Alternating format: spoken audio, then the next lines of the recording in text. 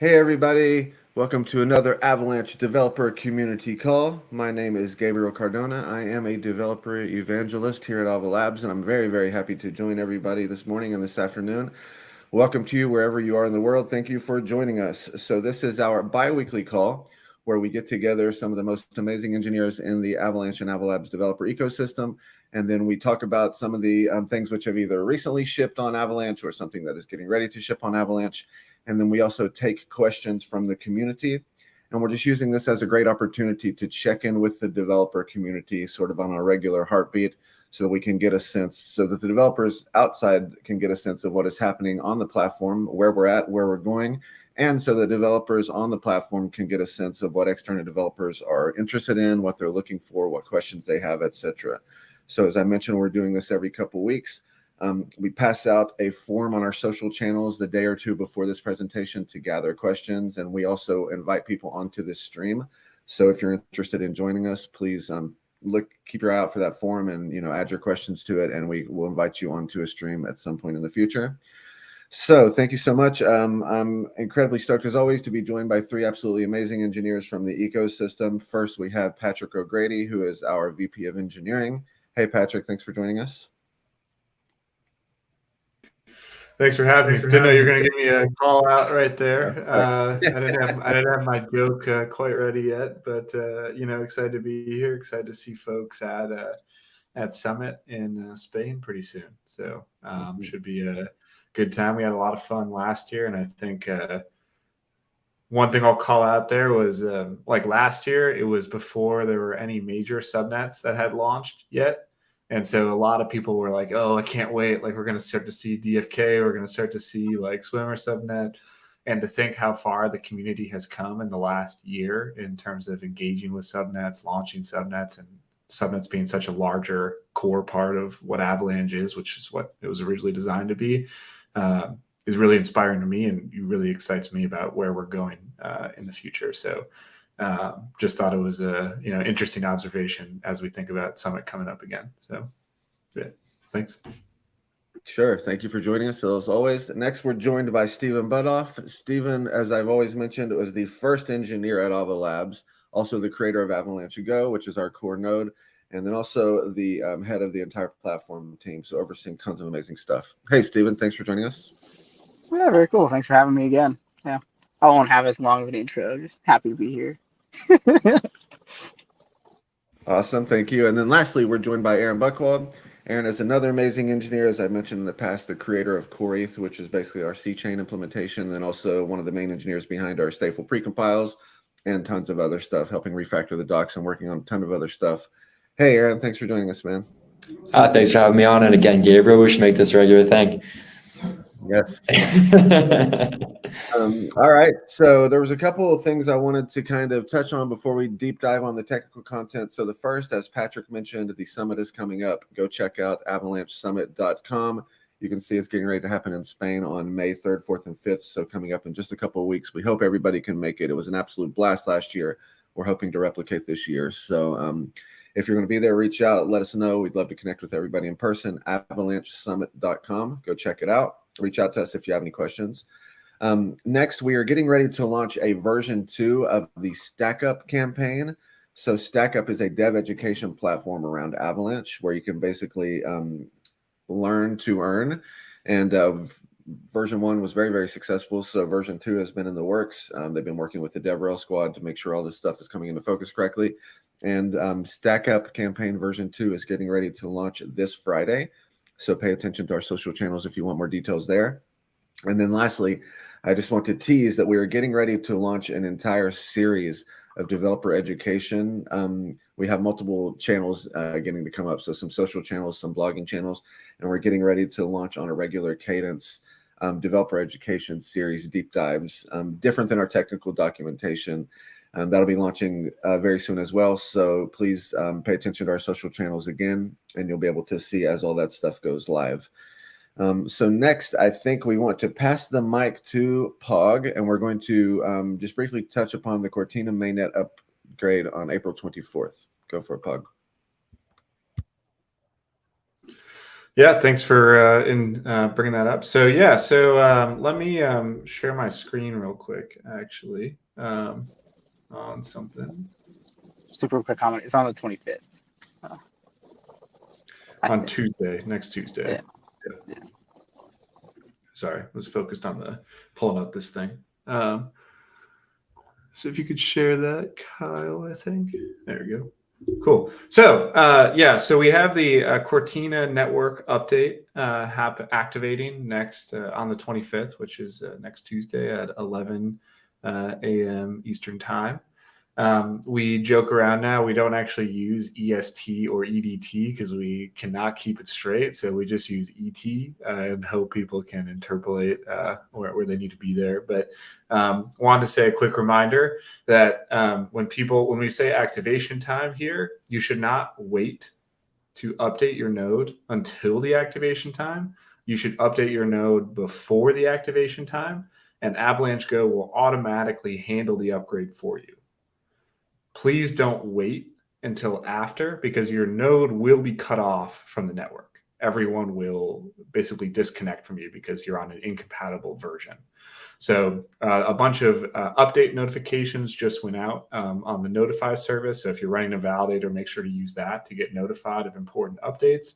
But yeah, make sure to do that ahead of time, and that'll be really important for your node to make sure you don't jeopardize any uptime potentially for validator rewards, as well as for the health of the network. So if you know someone that runs a validator and they haven't updated yet, do your part and help them update or let them know. Currently, we're at 85% about stake updated, which you can track on the stats page.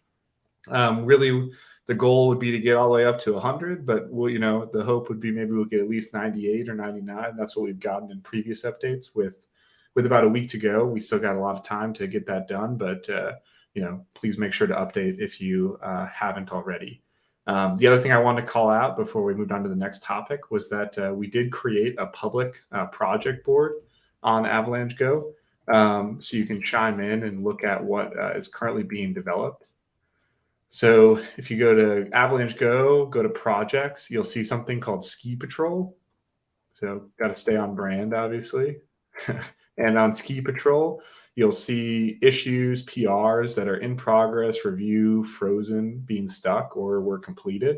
And so if you're looking to contribute to Avalanche Go and you want to know, what's actually being worked on, like what issues are, prioritized for development, please take a look here. And you'll see how that's going. So please contribute if you want to. It's a great time to get involved with the ecosystem. There's a bunch of little features and things that people probably ask for that would be great first task to take a look at. But if you're curious what we're up to, you can always check here or whatever anyone else in the community is up to. So but yeah, so we have this board now for Avalanche Go, and we'll add it for the Hyper SDK. Probably today as well. So cool. Yeah, so that's that. So now we'll turn it over. I don't know if you want to come up again, Gabriel, but we're turning it over to Stephen to talk about the latest work we were doing in the Merkle database area. Yeah, so just to kind of touch a little bit on what Merkle trees are, why we care about them, and then we'll go into a bit more of their usage. So Merkle trees are a way of authenticating data. So essentially you can have some very large, say, imagine a file or database in our case, and you essentially get back to a single hash or a single root to fully specify the entire state of your database or file.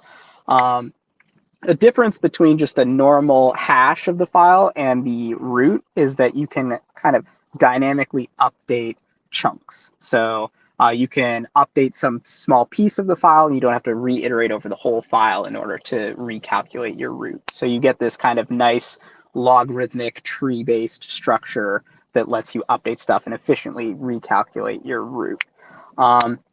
So this ends up providing authenticated storage. So if you have something that matches that Merkle root, you know that the full data is correct. The main reason why we care about this is to enable state sync. So state sync was introduced to the C chain probably a few months ago. I don't remember exactly when, but it significantly reduces the time to synchronize a new validator and join into the network. It takes, it took the time from probably, weeks to, on the orders of hours at the time. The reason why it's still on the orders of hours is because only the C chain currently has state sync support. So the P chain and the X chain still don't have state sync support. Now, pre-Cortina, the X chain, it's actually really difficult to have state sync support because you don't actually have a kind of fixed point or a central block header that you can work around to provide state sync.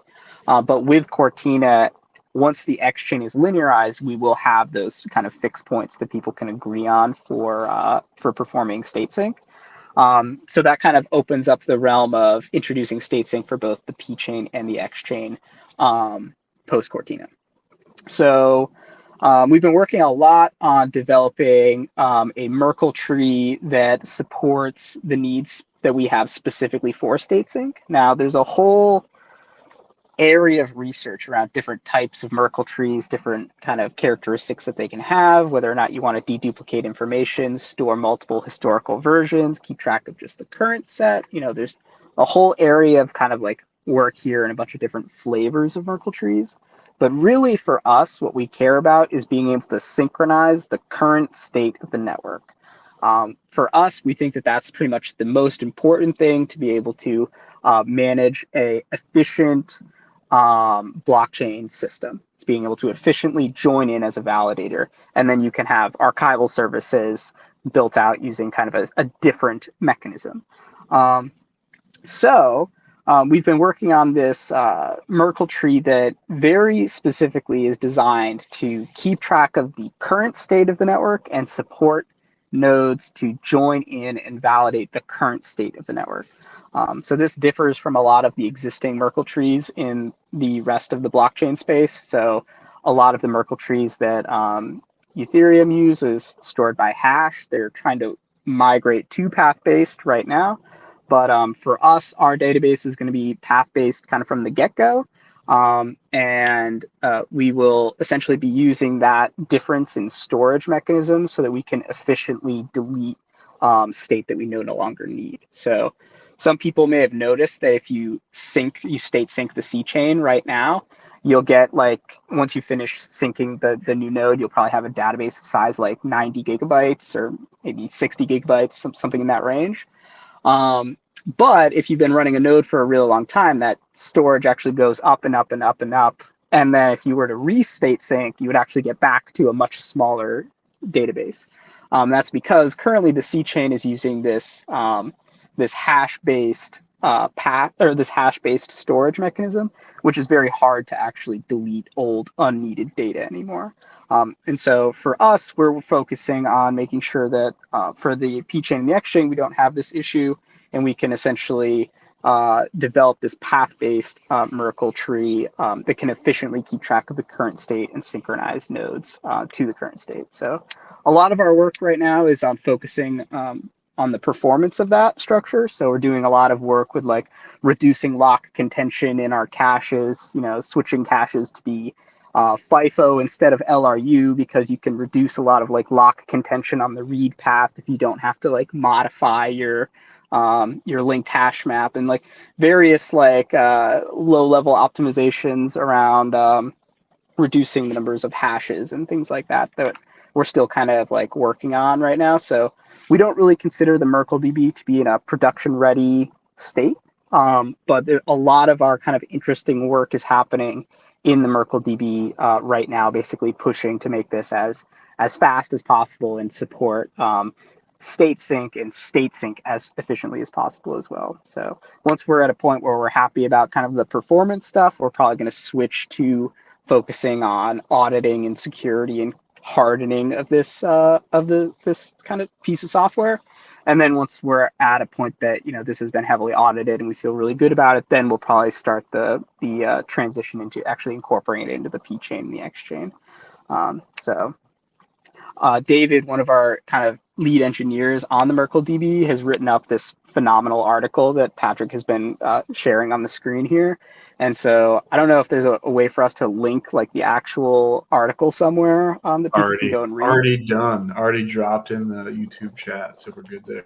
Awesome, yeah. So definitely, if people are interested in kind of some of the trade-offs and the key parts on how our Merkle DB works, definitely go and give that a read.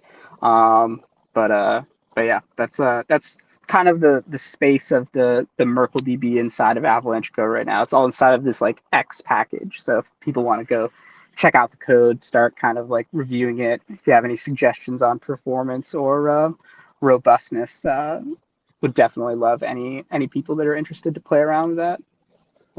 Yeah, so I mean, I think when people think about what enables you to have like a high throughput blockchain, there's probably 30 different strata to consider there. But one of the big ones is is twofold. So how quickly can you store data on your disk that's created in the block? Like maybe you want to use a bunch of RAM to like store things temporarily, but generally speaking, you probably need to write some of that state to disk at some point in case you shut down. And the second one is how you communicate or synchronize that state with new nodes that join the network. If you just assume that no new nodes ever join the network, well, you can just store data directly as key values on disk, right? And call it a day, and that's as fast as you're going to get. But as soon as you want to support new nodes syncing the network dynamically, it becomes much more complex to have like an authenticated data structure that you can like kind of sync from on the fly. And like some other projects just like periodically produce a zip of the data. And they're like, hey, if you want to join, download the zip and go from there. That puts a huge centralization risk on whoever serves that data. They can manipulate that data. Like there's no integrity whatsoever.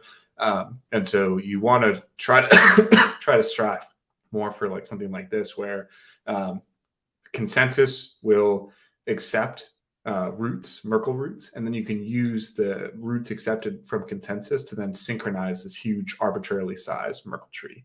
But you would think, oh, it's probably easy to just like limit the size of like that tree or like useless data that is no longer current state. Actually, not a simple problem. And so this path-based storage handles that. And so as a result, VMs that use this have the ability to store large amounts of data efficiently, or relatively efficiently, let's say, and synchronize it to other people in the network relatively efficiently without having a bunch of overhead from things that are no longer useful. And so this is like one of the core components of the Hyper SDK. And so, I joke around frequently. I probably said on this call too, like the Hyper SDK is just a thin veil on top of the Merkle database, and like would not be possible without the Merkle database.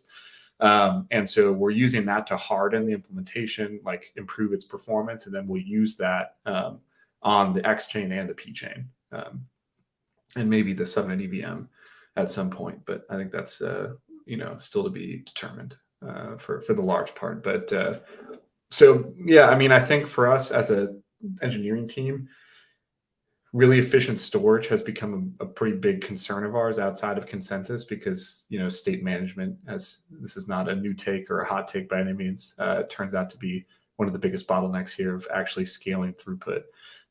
If you assume that consensus can validate everything quickly, you still have the problem of actually getting all the data you're accepting around the network and then actually updating it with each block. So that's where we spend a lot of our time on a regular basis. But yeah, the next thing I wanted to turn it over to was Aaron to discuss what in the last few weeks, a lot of buzz has come around the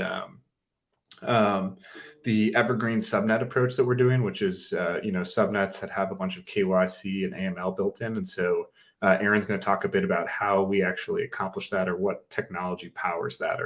So I'll turn it over to him. Yeah, thanks, Patrick. I think that one of the interesting things about Evergreen subnets is the possibility to have applications that manage their state in a smarter way at the application level, as opposed to having a completely permissionless chain where anybody can deploy an application. And so the idea of these Evergreen subnets is to actually have a system that only a few people are deploying contracts and applications for people to interact with. And this enables you to decide exactly what contracts are going to be deployed there, and mitigates the risk that somebody's going to deploy an application that just eats up an arbitrarily sized amount of state. So there are a lot of different things that you can do when it comes to state management. A lot of things that are much smarter, things like state expiry, things like using a path-based tree instead of a hash-based Merkle tree, and these are all very much smarter approaches that lead to more scalability in a fully permissionless setting. But for applications that actually only want to have one application, or let's say a small set of applications deployed by a smaller set of parties, you can actually have those applications manage their state in a more intelligent way, and ideally create a blockchain environment where you're just managing the state efficiently and you don't have to worry too much about contracts eating up a large amount of state. And so you can actually scale to a much higher degree of throughput by saying we're actually just going to allow it to use a higher amount of gas, and knowing that it's not going to eat up too much state permanently. And this is a really interesting use case for the Evergreen subnets, because they want to run at a higher throughput and also within this permission environment. So they actually want to only have a certain set of KYB applications on the chain. And this is really, really interesting for specific financial institutions and enterprises that have to comply with various regulations. So, for example, if you take, we're in New York City right now, at least some of us are. If you take, the banks across the street, or I'm not going to name a name because I think that'll be a interesting point. But if you take a bank across the street, they actually can't very easily go on Ethereum and use Uniswap. If they're going on Ethereum and using Uniswap directly, they're interacting with and essentially doing a trade with an amalgamated group of parties, which might include North Korea under the hood. And so for them to do that, that violates a lot of KYC AML requirements that they have to comply with. And so when people talk about bringing businesses onto blockchain or bringing institutions onto blockchain or getting more adoption, in order to do that, oftentimes there are a lot of regulations that you have to cope with, right? And this is one approach, not the only approach by any means, but this is one approach at enabling those institutions to interact with a lot of the different primitives that have been built on DeFi that might actually help them achieve some of their goals without requiring that they do so in a completely permissionless setting. So it's a sort of a middle ground that allows you to do something interesting.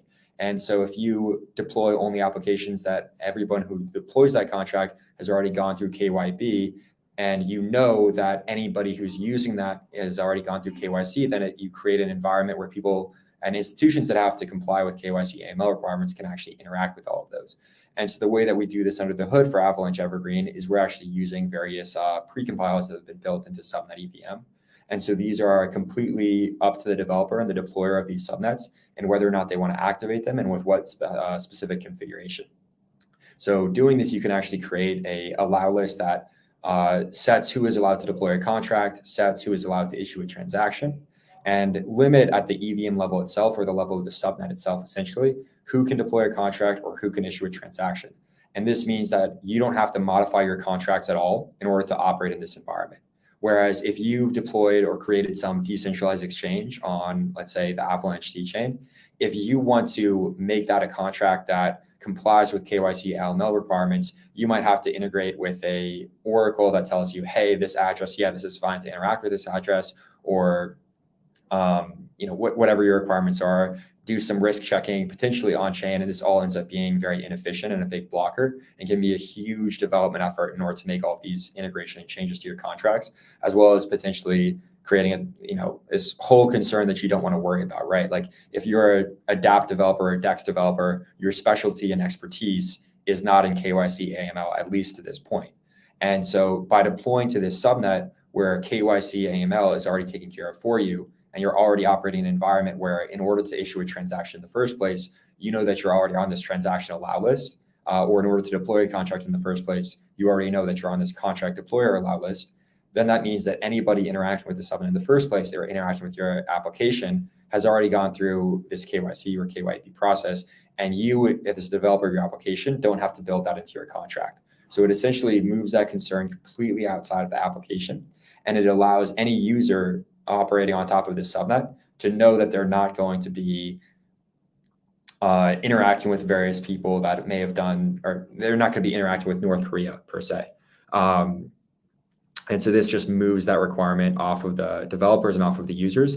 And this means that the goal would be, if you are a financial institution, you can actually just use this chain that already has done KYC, KYB under the hood. And if somebody asks you, hey, who did you actually do this trade with?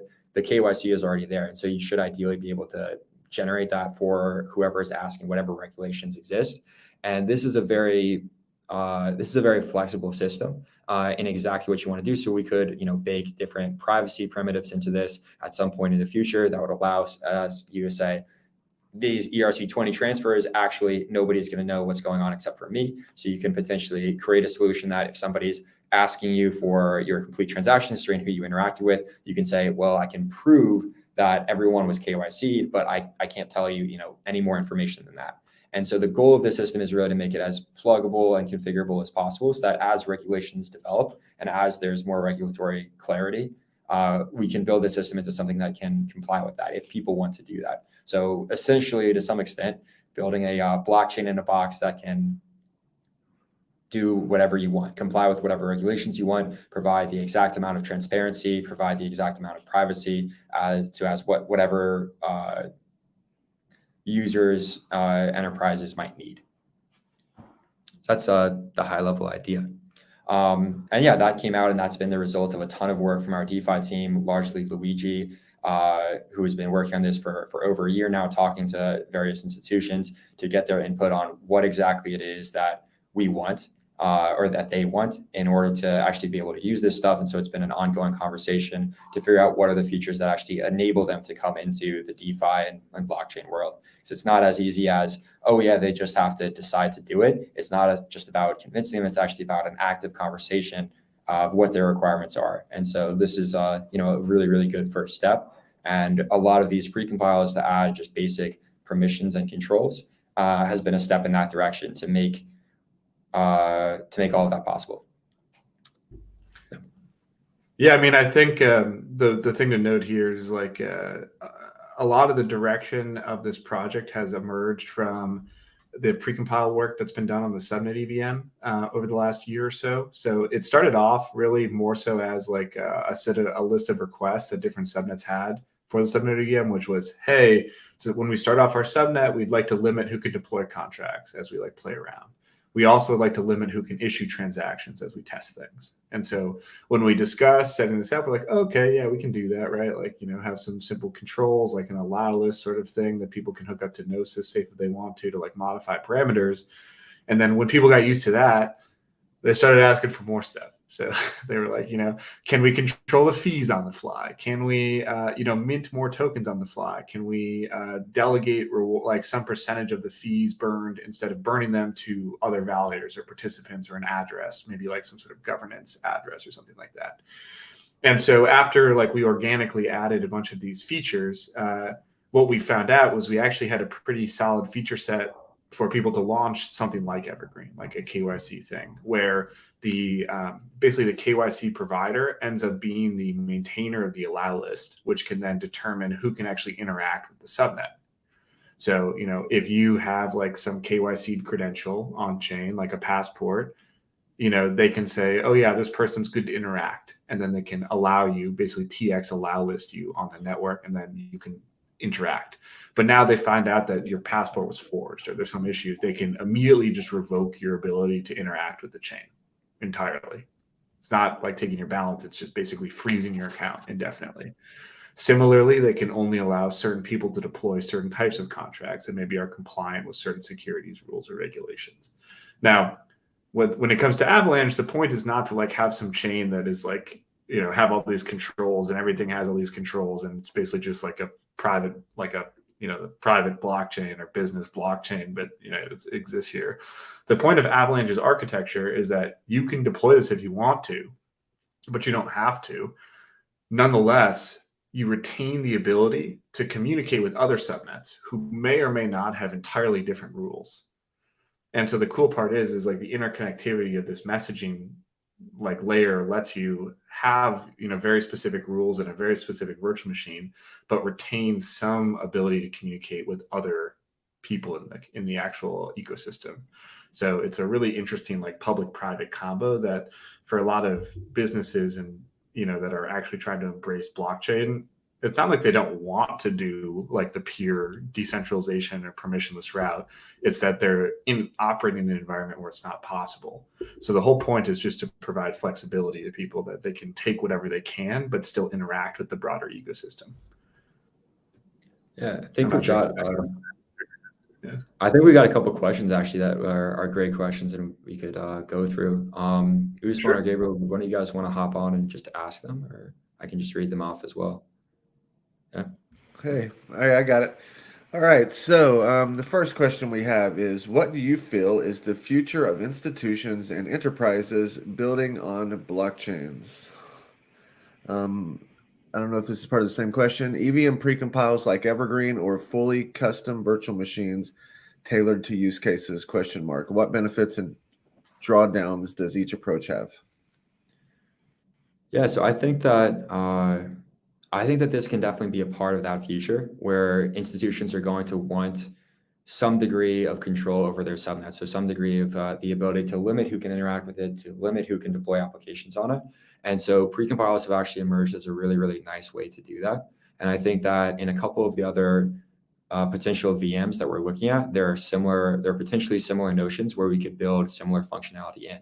So one example of this is WASM is one of the ways that we're looking to build different virtual machines.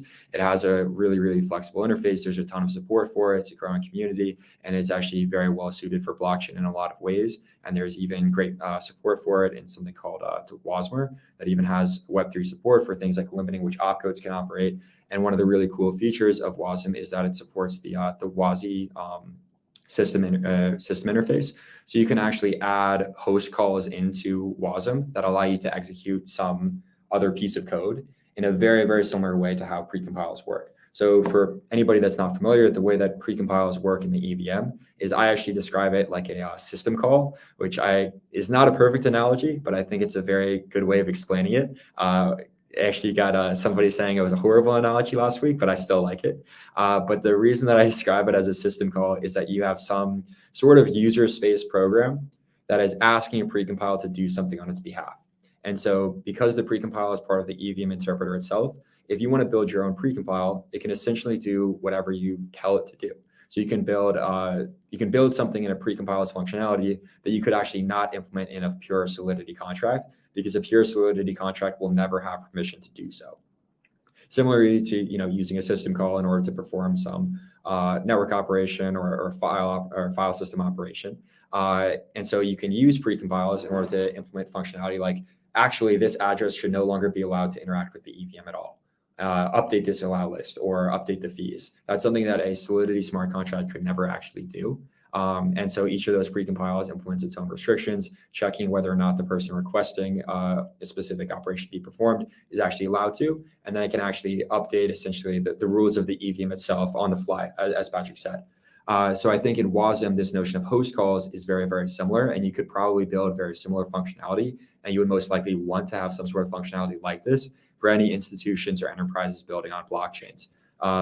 So the way that could work is a WASM program is essentially a WASM interpreter that can expose some sort of set of host calls for a WASM program executing on top of that interpreter to call. And so in the exact same way that an EVM program can call a precompile, a WASM program can call a host call.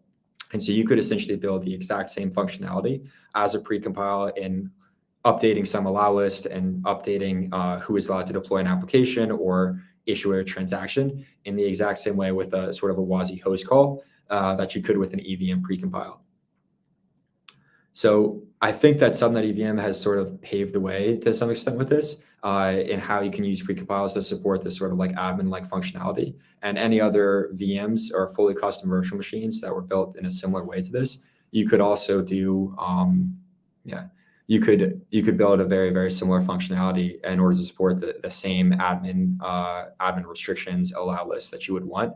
And then it really just becomes a question of what do you want that virtual machine interface to actually be? If you want to deploy an application on the EVM, you can, and the admin functionality is there. If you would prefer to build on WASM or HyperSDK with WASM, then you can do that too. And you can have the exact same admin-like functionality.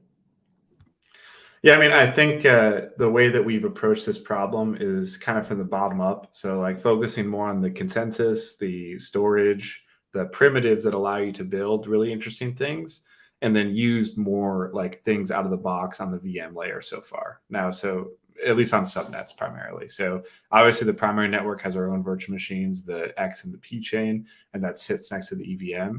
But on subnets, the only thing people have really asked for, at least initially, has been the EVM. And so we've just focused on the stuff behind the scenes, small adventures to, increase different, or like basically make it more compatible with how Avalanche works. And so in the short term, that's really been the thing people have asked for, right? They have some Solidity contract that they want to bring in. Like, for example, Ava is going to deploy on the Spruce subnet because it's fully EVM compatible, and they can just take all their audited contracts and let institutions interact with them. Great, makes sense. But in the medium to long term, there's appetite to go in very different directions based on like different applications people want to run. And so a lot of our work outside of storage is preparing for that world, which is great. You have, maybe you don't want to hire like these super expensive Solidity devs and go through these crazy audits. You just want to use code you already know how to write, whether that be Rust or C++ or C, or, something that you can compile into WASM. Let's support that. That seems like a great thing to let people do. Other things are just related to different trade-offs people want to make. Like the EVM has a very particular set of trade-offs with how the data it stores, how long it stores that data, like different sort of things that are needed, and how the state is actually organized to be EVM compatible. Maybe you don't care about those things. Maybe you only care about the current state and say like historical state, no longer relevant. Well, you should be able to make that trade-off as you deploy your own virtual machine. So I think initially, just to bring it back, like the question of like institutions and enterprises building on blockchains, initially for some of like the low to medium throughput things that are more about control, the EVM has been particularly interesting to people because they can just take stuff out of the box and run it. For people that want higher throughput or more control over what actually happens on chain, or like have ways to make it much more efficient, they've been exploring very different avenues that are not really EVM based. Naturally, it's a much longer development cycle, and that's where the Hyper SDK comes in to try and speed that up a bit. Okay, wonderful. Thank you, gentlemen. So I know you briefly talked about precompiles on Evergreen before, but this person is asking, when will there be more Evergreen documentation? Would love to learn about the precompiles available. How would Evergreen deal with differing KYC AML requirements by different entities? Can the precompiles provide the ability to discern users by KYC tiers similar to CLOB credit matrices? This is a great question. This is a great question. All of the precompiles that are going to be used by Evergreen, they already exist. So Patrick was sharing the screen before of all the different contracts that exist now. They're also already documented, so I can pull up the link and share that. I actually don't know how to share that here, but I'll send it in this chat, so hopefully we can share that with anybody in the audience. But all of these precompiles are actually already documented. And so the two main ones that are used are we have KYC and KYB. And so KYC is if you're going to interact with this at all, you need to be KYC'd. And so that's actually going to be using the transaction allow list. So if you're not on that allow list, you're not allowed to issue a transaction to the EVM itself whatsoever. There's also the contract deployer allow list, and this is the KYB requirement, which is essentially if you're deploying an application, you're essentially running an application for users to interact with, or running a business on this chain. And so that you have to go through the KYB process. And for that, you can use the contract deployer allow list as it's documented there. So hopefully we can share that. But if you just search precompiles on the Avalanche docs, you should be able to find it pretty quickly. As for the different KYC AML requirements by different entities, that's a really great question. I can explain this a bit, but different entities may have different risk assessments that they do when they decide whether or not to perform a transaction with some counterparty, whether that be a user in their own system or a bank that they already know. And generally, there's different tiers of KYC AML requirements that tell them how risky a certain transaction may be. So, of course, the precompiles are actually binary in terms of whether or not you're on an allow list. And what that means is that you can't have on a subnet multiple different tiers of access. Since it's binary, you can only say yes or no, you're allowed to issue a transaction. And what that means is that for like a base level Evergreen subnet, you would just have, you would set up your own KYC AML risk score that says you are only allowed to operate on the subnet if your KYC AML risk score is, let's say, 7 or So if it is, or if it's 7 or below, I'm blanking on which direction it goes, but I believe it's 7 or below. And so if it's 7 or below, then you are allowed to interact with it. And anybody that's deploying an application there needs to be okay with interacting with anybody that has a KYC AML risk score that is 7 or below. The same would go for KYB because it, again, it is binary. One interesting thing about this is that you can also set up rules for multiple different subnets that have their own KYC AML risk score requirements. So you could think of this as, let's say 5 different subnets, or let's say 10 different subnets, each with their own risk score, maybe 1 through 10. And you could say that, okay, in order to interact with subnet 1, where you have to have a KYC AML risk score of 1 or below, you have to go right through this KYC process. And then in order to move up, you have to meet that KYC requirement as well, or sorry, to go down actually. So in order to move from, in order to interact with both, you would need to meet the requirements of both of those chains. So you could actually move funds in between them using Warp. So you could move your own tokens, but then if you move them to a place where your KYC AML risk score is too high, you're seen as too risky to interact with that subnet, then all of a sudden you won't actually be allowed to use it. And so you would need to be aware, and this would be transparent on the chain as well, exactly what your KYC AML risk score is. But that would be one way that you could actually build this out. So you can have businesses saying, we're only okay with interacting on these tiers, therefore we'll deploy applications on those alone. Cool, sounds good. I think we'll hold the remainder of the I think the Evergreen related questions, and I think there's one more question I saw that Usman just shared about the Cortina upgrade that I think would be good to discuss and end on, given the upcoming upgrade. And we had hoped to cover a little bit more of the work happening in the Hyper SDK during this call, but we're running up on time, and so we'll just focus on that after the Cortina activation. So in sometime in the next call. So we'll go right to that question. I don't know, Gabriel, if you want to read that out, the one that Usman just posted. Sure.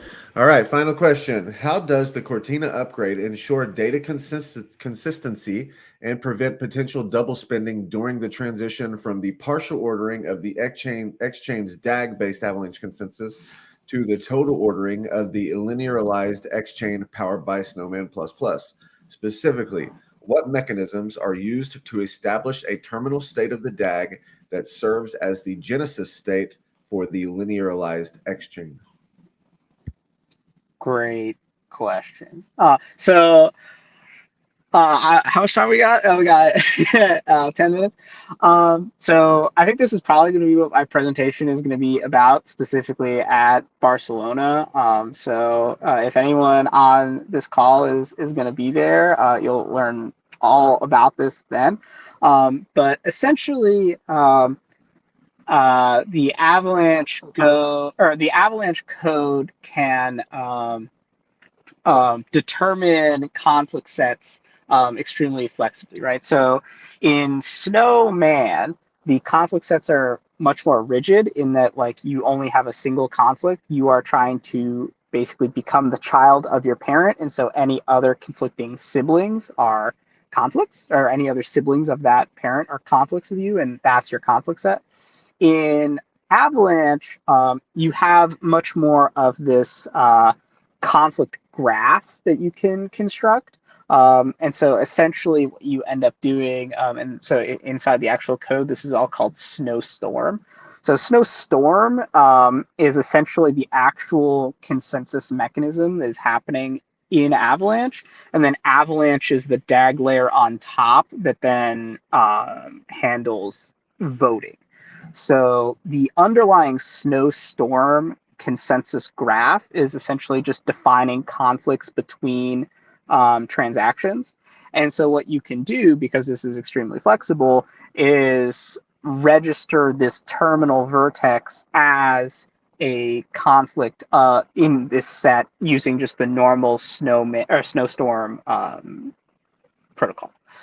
So essentially, it's all handled within that. Pretty hard to do without a whiteboard or any more like kind of specific stuff. But so essentially what's happening is there's going to be explicitly a stop vertex that happens and occurs on the DAG that is the serialization point. And that is going to be agreed upon by the network inside of the snowstorm consensus module. And then once that stop vertex is accepted, that is then going to mark the genesis state of the following snowman chain. So that is how that works. Everyone in the network will agree upon this stop vertex.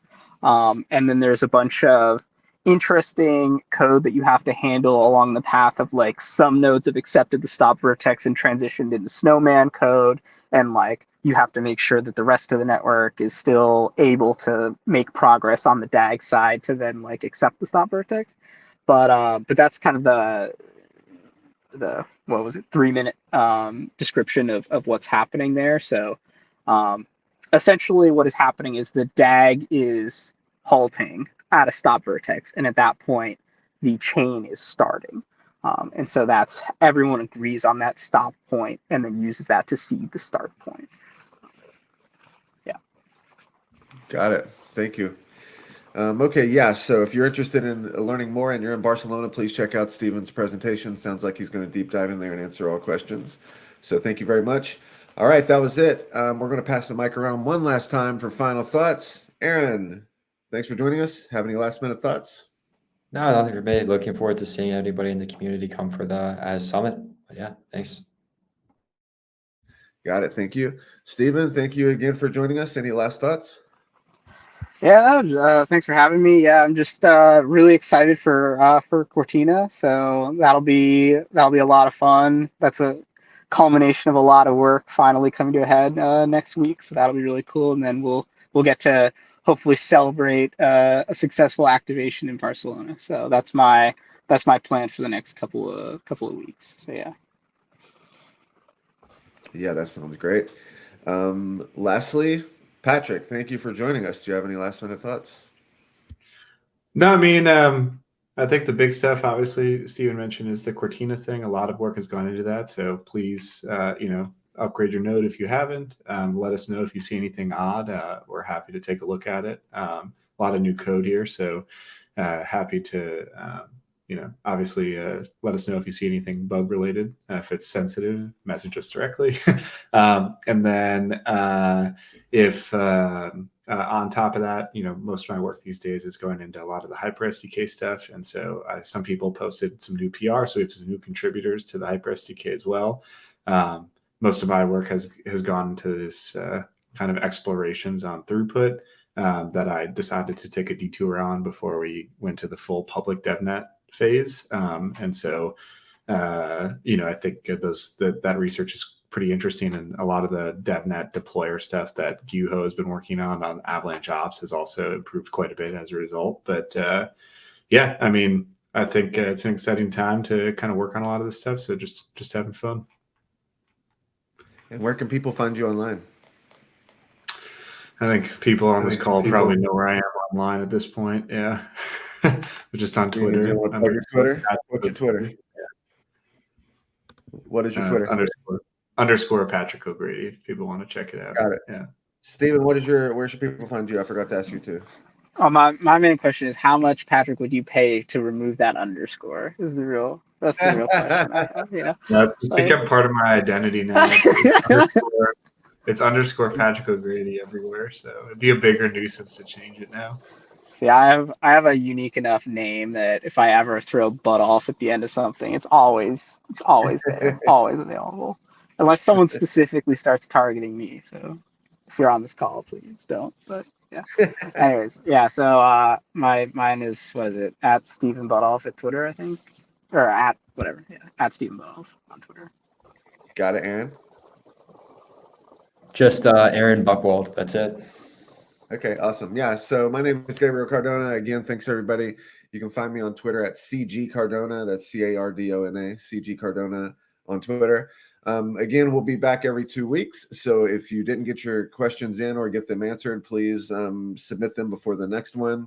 Again, check out avalanchesummit.com. The summit is coming up very soon in the beginning of May. We hope to see everybody in Barcelona. Thank you guys for your time. Thank you for all the amazing developers. We shall see you in 2 weeks. Thank you, everybody. Cheers. See you, everybody.